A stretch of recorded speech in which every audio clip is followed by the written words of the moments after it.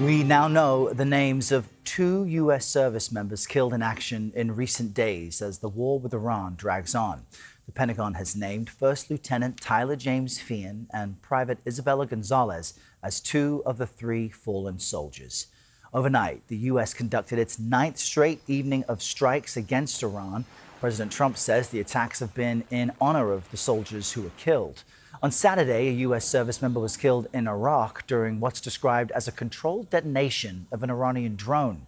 And on Friday, 2 soldiers were killed in an Iranian attack on a Jordanian military base.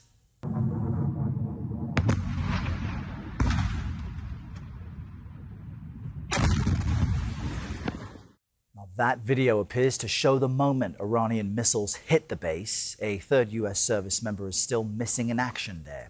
The U.S. military says unidentified remains were found at the location. President Trump spoke about the fallen soldiers yesterday.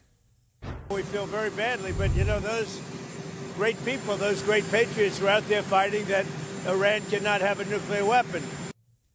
Meanwhile, Democrats continue to voice their criticism of the conflict. On Face the Nation, Democratic Senator Mark Warner from Virginia called it a war of choice. It's remarkable in many ways that we've not had more casualties. We literally have had hundreds of seriously wounded. As a member of the Gang of 8, I can say unequivocally there was no imminent threat from Iran. You start a war of choice without a plan. And the renewed fighting is increasing oil prices. A gallon of regular gas is once again $4 on average, and that is up 13 cents in just a week. CBS News White House reporter Aaron Navarro kicks off our hour from our D.C. bureau with more on this. Good morning, Aaron. So is the Trump administration hopeful for negotiations with Iran or preparing for a wider war? Good morning, Arrow. I know officials from both Iran and the U.S. have said today that negotiations, a diplomatic end to the war, remains the goal. Iran's foreign minister, Abbas Araghchi, said Iran emerged as a, quote, significant actor from this war and has demonstrated, in his words, resilience, and said the right time to negotiate is exactly when you have achieved reliable and strategic gains, while also warning against taking risks with, quote, people's lives and the fate of the entire country, a potential side message to Iran's Revolutionary Guard, which has controlled the country's military actions throughout this war. In terms of the White House, Secretary Rubio told reporters before his trip to Manila that the U.S. still wants to pursue diplomacy despite the escalation that we've seen in the past week. Take a listen to what he said.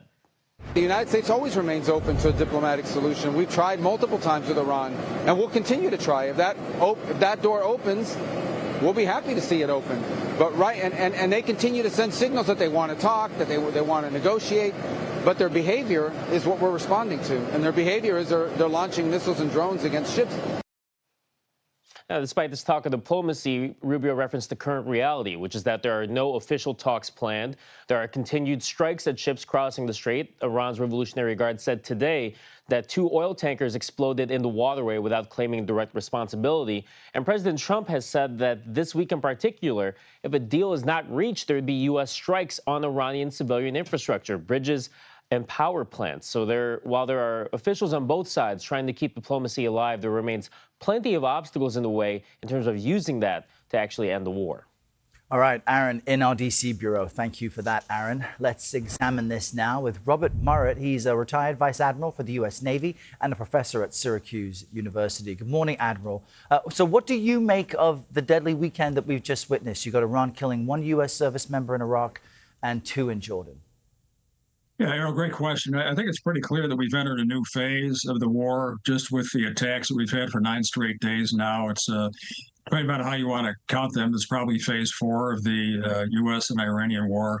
And just the level of attacks, kind of as they've been calibrated, but at the same time they have escalated on both sides in terms of the kinds of targets that Iran is striking from our Gulf allies, the U.S. casualties, which are tragic, and then, of course, the types of attacks that we're conducting inside Iran, which have escalated to what we call infrastructure targets, which is a new and expanded set. At the same time, they're being looked at very carefully. But this can't continue as is without something else being roped in. I mean, last week we saw Houthis fire missiles at Saudi Arabia from Yemen. The Gulf of Aden might become hostile. What do you assess as the danger of this spiraling out of control, if it isn't already? Yeah, Errol, it certainly has escalated, just as you say, based on some things that have happened in the last few days with the Saudi attack on the Houthis down in Yemen, but also geographic broadening in terms of some attacks the Iranians had on the Jordanians, not where they typically attack, but down in near the Red Sea at their port facilities in the south of Jordan.